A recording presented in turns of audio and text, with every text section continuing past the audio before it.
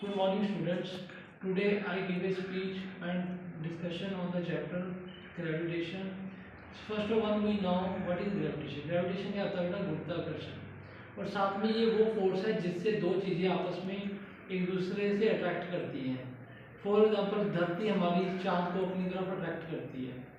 इसी तरह सूरज है, वो दूसरे प्लैनेट्स को अपनी तरफ अट्रैक्ट करते हैं। इसलिए जो जितने प्लैनेट है वो राउंड द सन रोटेट कर रहे हैं। और आज हम इस पे डिस्कशन करेंगे। सबसे पहले टॉपिक है difference between mass of an object and weight. First of all, mass क्या होता है? It is the quantity of matter contained in body. किसी वस्तु में कितनी क्वांटिटी मौजूद है वो उसका क्या रिप्रेजेंट करता है? मास। और वेट क्या होती है? वेट एक्चुअली फोर्स है जो कि ग्रेविटी की तरफ लग रही है और ये बॉडी के ऊपर लग रही होती है। ठीक है जी। और ग्रेविटी की वैल्यू आप सब जानते हैं, g small g equal to 9.8 meter per second square. ये स्केलर क्वांटिटी है, ये वेक्टर क्वांटिटी है।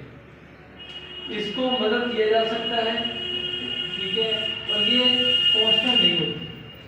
और यहाँ पे मैं एक क्लियर कट कर दूँ, यहाँ पे इनर्शिया को मदद किया जाता है और यहाँ पे ग्रेविटी को मदद किया जाता है।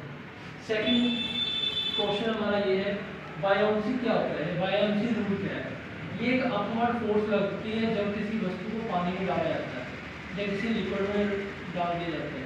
तो the force upward possessed by a liquid on an object that is immersed in a liquid, it is called buoyancy। कोई भी वस्तु हम पानी में डालते हैं और जब लिक्विड में डालते हैं तो उस वस्तु के ऊपर एक फोर्स लगती है। उस फोर्स का नाम क्या है? बायोन्सी फोर्स है। और यहाँ से मैं एक और चीज़ सामने निकाल के आपको समझाता हूँ कि बड़े बड़े इतने शिप हैं वो पानी में तैरते हैं जो कि लोहे से बने होते हैं, स्टील से बने होते हैं। एक छोटी सी कील है, वो पानी में गिरा दीजिए वो डूब जाती है। और जो बर्फ है, बड़ा पीस, वो तैर रहा होता है।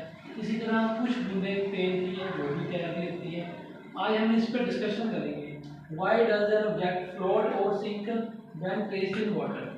तो ये चीज़ें किस बात पर डिपेंड करती हैं? ये इस बात पर डिपेंड करती है कि उसकी डेंसिटी कितनी है। यदि किसी की डेंसिटी पानी से की डेंसिटी से कम है तो वो तैरती है। एग्जाम्पल मैंने बता रखी है, बर्फ पानी में तैरती है क्योंकि उसकी जो डेंसिटी है ना वो पानी से कम होती है, इसलिए वो तैरती है। इसी प्रकार जो ऑयल है ये भी पानी के ऊपर तैरता है। क्यों तैरता है? क्योंकि इसकी जो डेंसिटी है वो पानी से कम होती है। इससे ऑपोजिट, जिसकी डेंसिटी पानी से ज़्यादा होगी वो डूब जाएगी। एग्जाम्पल क्या है? लोहे की कील, वो डूब जाती है। पर लोहे का जहाज क्यों नहीं डूबता? क्योंकि लोहे का जो जहाज होता है, शिप होता है, उसका शेप अलग डिजाइन कर दिया जाता है ताकि उसके अंदर जो पानी साइड पे किया जाए वो ज़्यादा अमाउंट में साइड पे किया जाए। जितना उसका वेट होता है ना उससे वो ज़्यादा पानी साइड में करता है, इसलिए वो तैरता रहता है।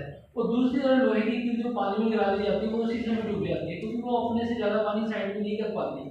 तो वो डिज़ाइन के अकॉर्डिंग हम कह सकते हैं कि वो तैर रही है क्योंकि वो अपने से ज़्यादा पानी साइड में करती है। तो ये आज मैंने आपको क्लियर किया इस टॉपिक के ऊपर कि कोई वस्तु पानी में तैर रही है तो क्यों तैर रही है, कोई डूब रही है तो क्यों डूब रही है। This is because if it has a density less than water then it float. For example, oil drops float on water but iron pin sink in water. लोहे की कील डूब रही है क्योंकि इसका जो डेंसिटी है वो पानी से ज़्यादा होती है।